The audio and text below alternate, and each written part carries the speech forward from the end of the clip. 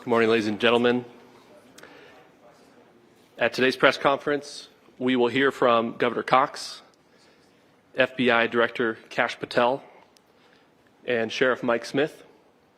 We also have with us Utah DPS Commissioner Bo Mason, Lieutenant Governor Deidre Henderson, FBI Special Agent in Charge Robert Bowles, and local and federal law enforcement partners. Following the remarks today, Governor Cox, Director Patel, and Commissioner Mason will take questions. Thank you.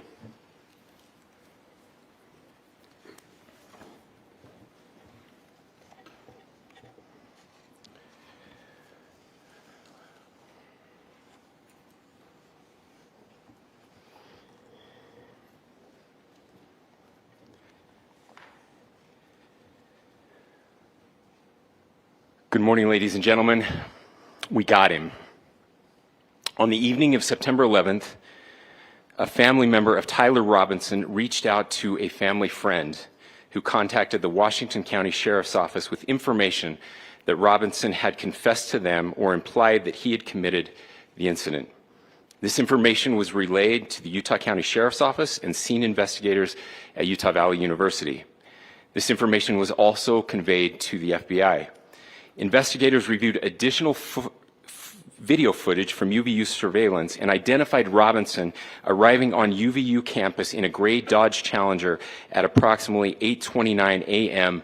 on September 10th, in which he is observed on video in a plain maroon t-shirt, light-colored shorts, a black hat with a white logo, and light-colored shoes. When encountered in person by investigators in Washington County on September 12th in the early morning hours, Robinson was observed in consistent clothing with those surveillance images. Investigators interviewed a family member of Robinson who stated that Robinson had become more political in recent years. The family member referenced a recent incident in which Robinson came to dinner prior to September 10th, and in the conversation with another family member, Robinson mentioned Charlie Kirk was coming to UVU. They talked about why they didn't like him and the viewpoints that he had. The family member also stated Kirk was full of hate and spreading hate. The family member also confirmed Robinson had a gray Dodge Challenger. Investigators identified an individual as the roommate of Robinson. Investigators interviewed that roommate, who stated that his roommate, referring to Robinson, made a joke on Discord. Investigators asked if he would show them the messages on Discord. He opened it and showed several messages to investigators and allowed investigators to take photos of the screen as each message was shown by Robinson's roommate. These photos consisted of various messages, including content of messages between the phone contact named Tyler with an emoji icon and Robinson's roommate's device. The content of these messages included messages affiliated with the contact Tyler, stating a need to retrieve a rifle from a drop point, leaving the rifle in a bush, messages related to visually watching the area where a rifle was left, and a message referring to having left the rifle wrapped in a towel. The messages also refer to engraving bullets and a mention of a scope and the rifle being unique. Messages from the contact Tyler also mentioned that he had changed outfits. I know there has been speculation as well as to the writing on those casings, those bullet casings, and I believe we have that as well. And I will share that with you now. So the area north of Campus Drive Road where the suspect crossed over, you saw some of that in the video that we released last night, consists of a grassy area with trees on the edge of the UVU campus. Investigators discovered a bolt-action rifle wrapped in a dark-colored towel. The rifle was determined to be a Mauser Model 98 30-06 caliber bolt-action rifle. The rifle had a scope mounted on top of it. Investigators noted inscriptions that had been engraved on casings found with the rifle. Inscriptions on a fired casing read, "Notices, bulges, capital OWO, what's this, question mark." Inscriptions on the 3 unfired casings read, "Hey fascist, exclamation point, catch, exclamation point." up arrow symbol, right arrow and symbol, and 3 down arrow symbols. A second unfired casing read, "Oh Bella Chow, Bella Chow, Bella Chow, Chow Chow," and a third unfired casing read, "If you read this, you are gay, LMAO." We are indebted to law enforcement across the state who has worked seamlessly together, local law enforcement, state law enforcement, and our federal partners with the Federal Bureau of Investigation. We're grateful for everyone who worked together in such a short amount of time to find this person and to bring justice. I want to thank the public who has been so engaged, reviewing videos, helping us with sending in tips, and helping us get to this point. I want to thank the family members of Tyler Robinson who did the right thing in this case and were able to bring him into to law enforcement as well. I especially want to thank the family of Charlie Kirk, Erica, Charlie's parents, his children. I want us to be thinking of them as we bring justice in this case. They will be involved in that justice. We will be working very closely with them as we move through this process as well. This is a very sad day for our country, a terrible day for the state of Utah. But I'm grateful that at this moment we have an opportunity to bring closure to this very dark chapter in our nation's history. With that, I will now turn the microphone over to the Director of the FBI, Kash Patel. Thank you, Governor. This is what happens when you let good cops be cops.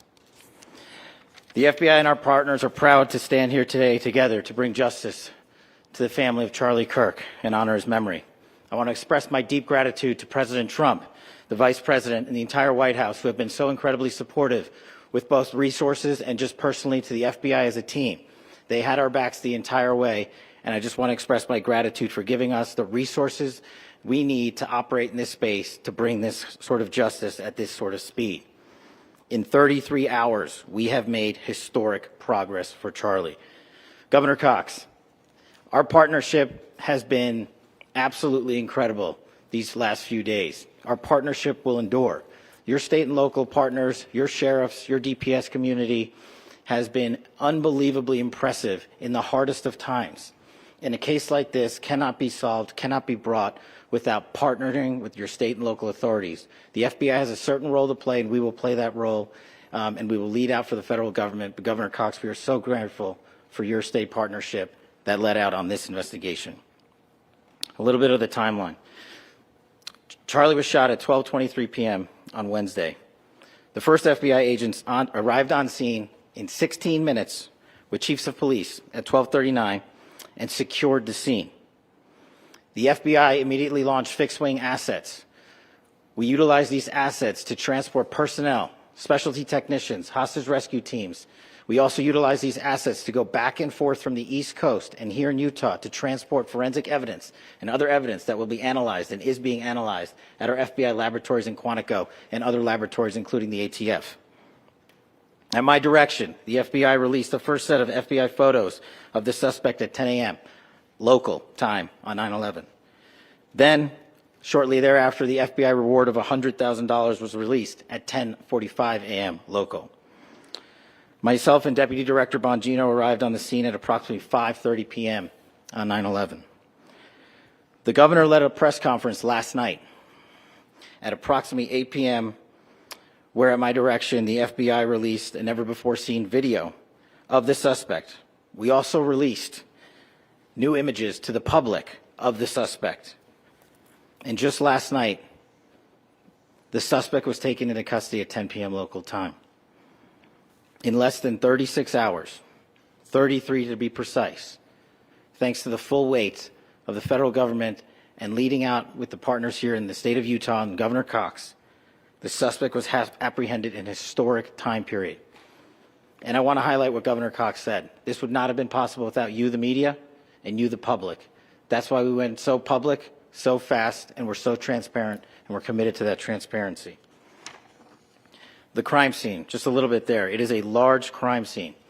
State and local authorities, along with federal authorities, processed that crime scene quickly. And I even had the ability to walk through that crime scene and walk through the steps the suspect took to learn more about what was needed and what resources we needed to bear to create a full picture for the FBI and leadership back in Washington. Furthermore, thankfully to state and local partners, forensic evidence has been seized and continues to be garnered. Forensic evidence has already been evaluated at FBI laboratories in Quantico and state and local authorities here. We will continue to process evidence as we see it, as we collect it, and we will continue to deliver to Governor Cox and his team. Last night, we had a total of approximately 7,000 leads. As of this morning, thanks to your great work, we have over 11,000 leads that were called in to the FBI. And we are running out every single lead that we can. Every one of those leads will be run out. The arrest is a testament to the dedication of good law enforcement being great and partnerships in law enforcement, which I've tried to highlight as my tenure as the director of the FBI. There is no better relationship for law enforcement than the FBI to partner with state and local authorities, and you've seen it here in these last few days. The FBI Salt Lake Field Office, along with our offices in LA, Phoenix, Denver, San Antonio, Las Vegas, Pittsburgh, Buffalo, our headquarters component in Quantico, all participate in the FBI. I want to express my deep gratitude to the employees of the FBI, the men and women, the evidence response team tacticians, the special operators, the agents, the support staff. You have done monumental work in historic time when the public, who had a right to demand such an expeditious solving of an investigation, the FBI answered that call diligently, critically important to our nation, and we delivered. And I'm proud to be their leader, and I'm proud to be the director of the FBI. This is a very much an ongoing investigation, as the governor said, and we will continue to work with state and local authorities to develop the investigation, to provide them the evidence they need for their ongoing prosecutions, and we will be here to answer every call they absolutely have, as long as it takes, for as long as we need to find and apprehend whatever suspects were involved in this crime. Lastly, to my friend Charlie Kirk, rest now, brother. We have the watch, and I'll see you in Valhalla.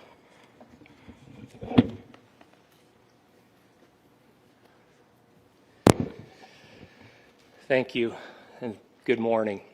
I would just like to take a few minutes as the sheriff to express my gratitude for everybody who has played a part in this investigation. As you know, it's been a vast, a complicated, and a very, very fast-paced investigation. You're looking at people standing up here who are running on, if they got an hour's sleep in the last couple of days, they're probably lucky.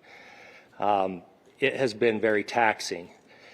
It has been so impressive, speaking on behalf of the local law enforcement, to see the cooperation that we've seen in this type of case. Across the state, sheriffs, chiefs, our state partners have stepped up and have come to the call on anything that we needed. Our county chiefs have been phenomenal.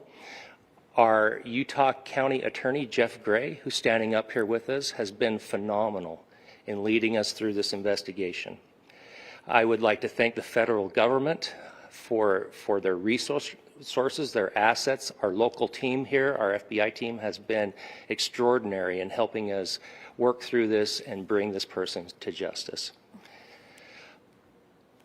Most of all, I would like to thank the public, and specifically, I would like to thank the public who turned to prayers and who turned to positiveness for us. I would like to thank them on behalf of the law enforcement community, because we needed those prayers. That's what we needed to get through this. We needed your support, and you gave it to us. We needed your patience, and you gave it to us. And I would like to thank you for the Kirk family, because that's what they need, is your support and your prayers, and that will get us through all of this. So thank you, everybody, for everybody that have stepped up. We've had such a phenomenal response to this. Thank you.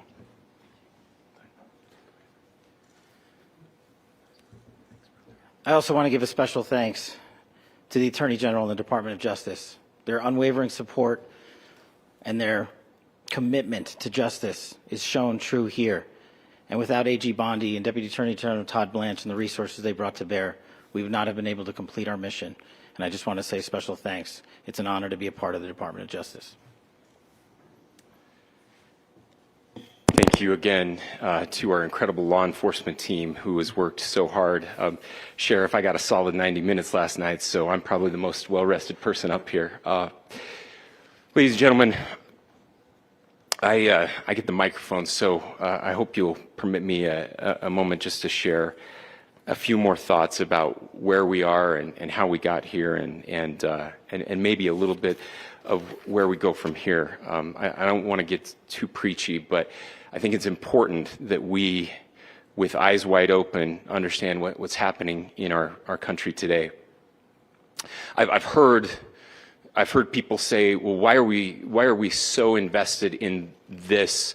There's violence happening all across our country. And violence is tragic everywhere. And every life taken is a child of God who deserves our love and respect and dignity. This is certainly about the tragic death, political assassination of Charlie Kirk. But it is also much bigger than an attack on an individual. It is an attack on all of us. It is an attack on the American experiment. It is an attack on our ideals. This cuts to the very foundation of who we are, of who we have been, and who we could be in better times.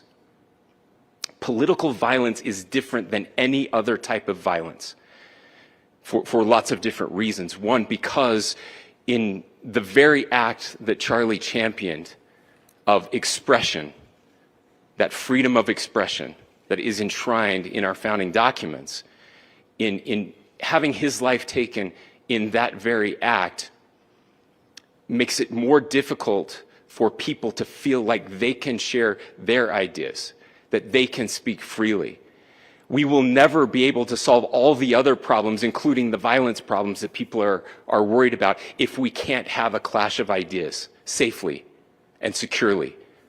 Especially those ideas with which you disagree. That's why this matters so much.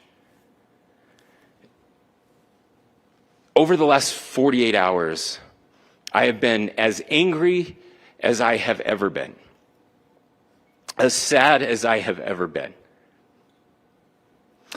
And it was, as anger pushed me to the brink, it was actually Charlie's words that pulled me back. I'd like to share some of those. And specifically right now, if I could, I need to talk to the young people in our state, in my state, and all across the country. As President Trump reminded me, he said, you know who really loved Charlie? The youths. And he's right. Young people loved Charlie, and young people hated Charlie.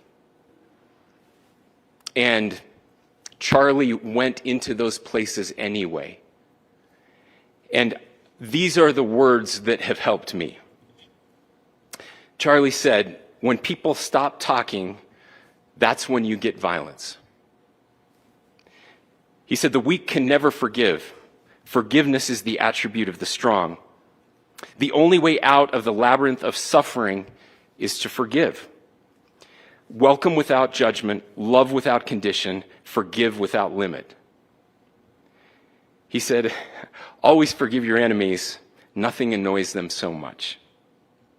A few months ago, I referenced this last night, Charlie posted to social media, when things are moving very fast and people are losing their minds, it's important to stay grounded.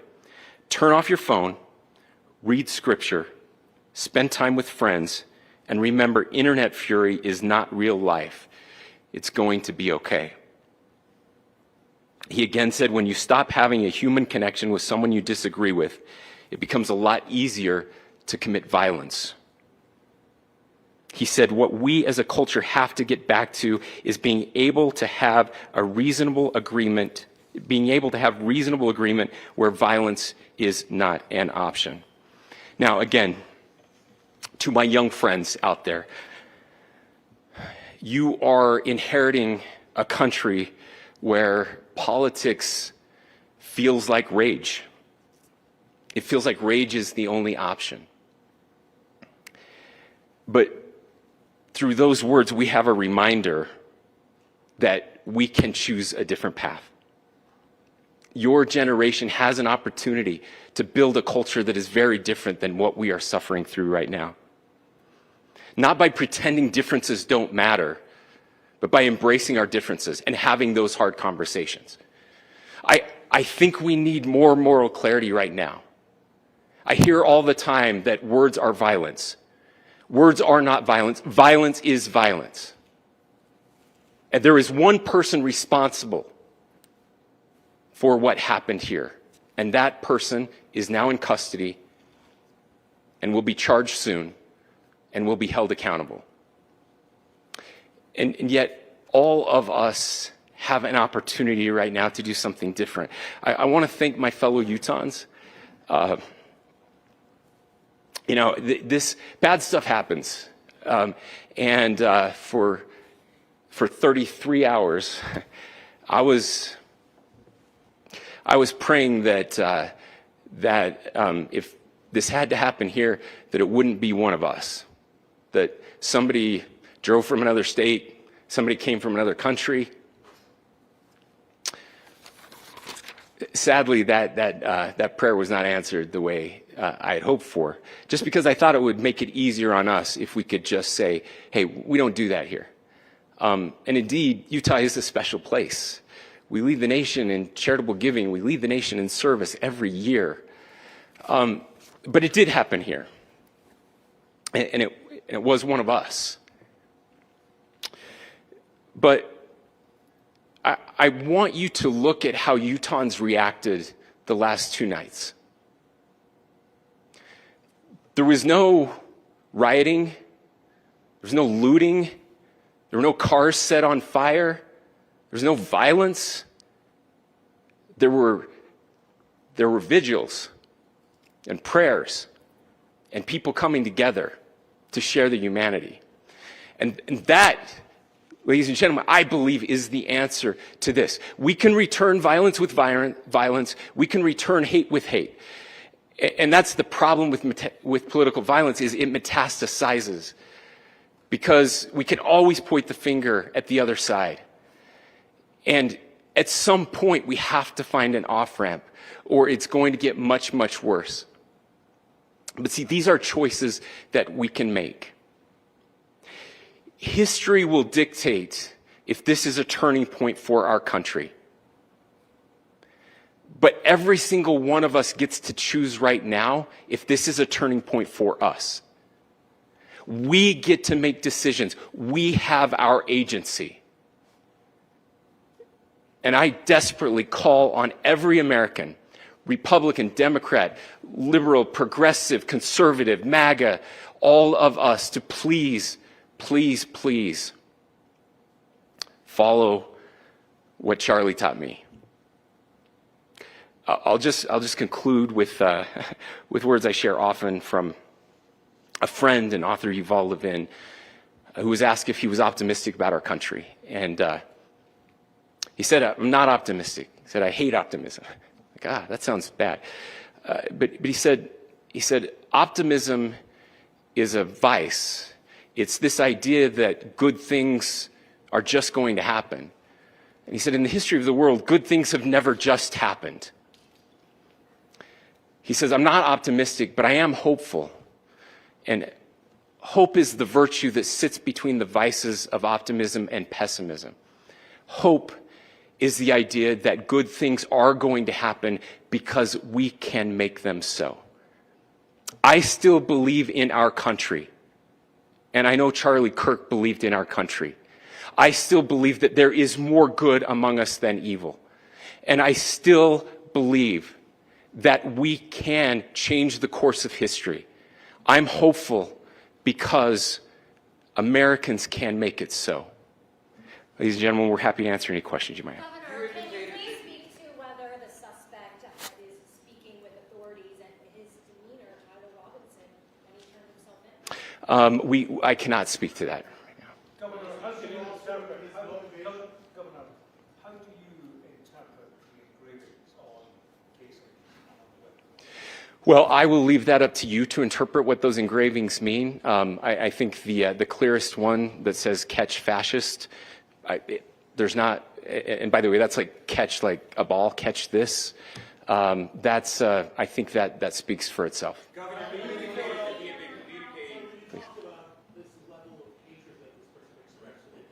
Beyond that, is there anything in your view that you discovered that may have radicalized or changed him to prompt him to commit such a horrific? There's nothing more that we can share at this time. Governor, you indicated that he had been communicating with a friend on Discord about the gun. Do you anticipate any more arrests? We do not at this time have any information that would lead to any additional arrests. Do you believe he acted alone? Yes, but the investigation is ongoing. Can you talk more about the family, what they had to say about the suspect? How he came into custody of police and where he is right now, Mr. Robinson? Yes, so right now, Mr. Robinson has been booked into the Utah County Jail. You heard the president this morning report that he was taken into custody, that his family and a friend helped to deliver him into custody of law enforcement in Washington County. For those of you that don't know where Washington County is, it is the southwesternmost part of the state of Utah. It's about a 3.5 to 4 hour drive from here, where we are right now, and that's where he lived and where they turned him in. Can you, Please, can you go talk here. more about what the family is saying about Tyler Robinson? I can't share any more than what I've already shared. Yeah.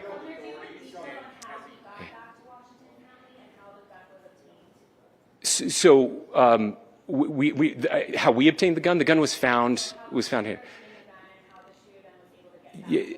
So I don't have much more details on that. We do know that he drove. We had his car here on campus, and then we had his car going south back to the St. George. It's actually the city of Washington in Washington County. Is he talking with authorities and did he discuss a motive? I'm sorry? We don't have any information that would lead us to believe that. Yes, in fact, it was just released. Yes. Is he talking with authorities and did he discuss a motive? I can't answer that right now. Yeah, thank you. Over here. Very eloquently about trying to reunite this country. Do you feel that this is a watershed in American history? I absolutely believe that this is a watershed in American history, yes. The question is what kind of watershed? And that chapter remains to be written. Is this the end of a dark chapter in our history or the beginning of a darker chapter in our history? Look, I mean, if you look at true political assassinations in this country of someone of this stature, this feels a lot like the late 60s. And having one so gruesomely displayed on camera in all of our hands and in all of our pockets, we are not wired as human beings biologically, historically. We have not evolved in a way that we are capable of processing those types of violent imagery. And by the way, we've seen another one with a gruesome stabbing very recently that went viral. This is not good for us. It is not good to consume. Social media is a cancer on our society right now. And I would encourage people to log off, turn off, touch grass, hug a family member, go out and do good in your community. That is happening, and it's happening organically right now. I had a friend in a small city in Utah who said, we're getting together, the Republicans and Democrats in my little town are getting together to have a discussion last night, just to find a way to find their better angels. So yes, this could be, I mean, again, you have to go back to JFK to have seen a video live of something like this happening. I wasn't born until 1975, but I know that things were really dark in the late 60s. Sorry to some of you. I know some of you were there. This is our moment. Do we escalate, or do we find an off-ramp? And again, it's a choice. It's a choice, and every one of us gets to make that choice. Two more questions right here. Could we clarify that the release of those enhanced images at 8 p.m., the timeline that Director Patel gave us, led to the arrest at 10 p.m.? Is there a direct connection between those two events? I cannot comment if there is a direct connection or not, but all I can say is that through some process, the family came to know that this had happened. One more thing, Governor. Could you just clarify the clothing issue you mentioned earlier? Was he changing outfits? Correct. Yes. So when he's first spotted on campus, he has different clothing on, and then he changes clothing on the roof, and then changed back into that clothing at some point, so that when he was apprehended, when he was arrested, the clothing matched the clothing he had on before the shooting here at UVU. Last question here. Yes. The suspect was from Utah. Can you kind of tell us a little bit more about where, and was he a student here at this university, and is there any history of mental illness? Yeah. So I don't have any information on the mental illness part. He was not a student here at UVU. He was living and had lived for a long time with his family in Washington County, in the southernmost part of our state. Thank you, everyone, for your great work in getting this information out. I would just say, process-wise, this may be important. I know many of you aren't familiar with the process in Utah. I think it's important that you understand that. Basically, we have 3 days for charging documents to be filed. A CI will be filed. We'll have more information then, more detailed information as those charging documents are filed in preparation for a preliminary hearing. So 3 days. So we would anticipate then that early next week those charging documents will be filed. We will obviously be working. The county attorney will be working very closely with Mr. Kirk's family as those documents and decisions are prepared and made. Thanks, everyone.